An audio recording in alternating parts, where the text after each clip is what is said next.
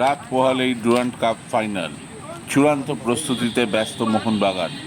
আজ যখন মোহনবাগান মাঠে পৌঁছলাম, তার কিছুক্ষণ পরই প্রথম 15 মিনিট সাংবাদিকদের অ্যালাউ করা হয়েছিল প্র্যাকটিস কভার করতে। সেখানে যে চিত্র দেখা গেল সরাসরি আপনাদের সামনে তুলে ধরলাম।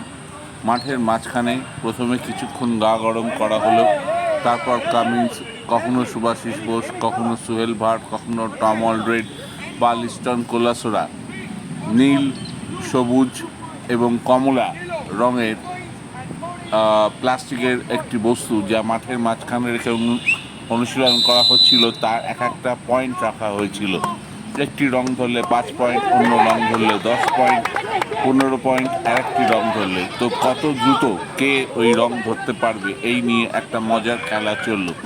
আসলে এগুলো সবই টিম বিল্ডিং প্রসেস, দলকে হালকা রাখার উপায়।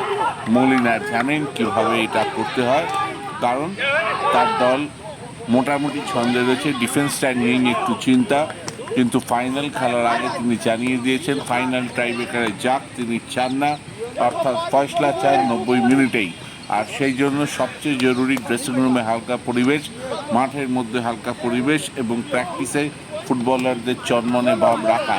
সেটাই আজ দেখা গেল মোহনবাগানে। দেখে মনে হলো মোহনবাগান যেন একটি সুখের সংসার। তবে নর্থ ইস্ট দলকে একেবারেই হালকা করে নিচ্ছেন না মলিনা। দলটার গতি সাংঘাতিক, তারাই ইস্টবেঙ্গলকে হারিয়ে আউট করেছিল এবারের ডুরান্ড কাপ থেকে। তাই 17 বারের চ্যাম্পিয়ন মোহনবাগান ডুরান্ড কাপে, কিন্তু এই পরিসংখ্যান হলেও নর্থ ইস্টকে নিয়ে যথেষ্ট সতর্ক সবুজ মেরুন।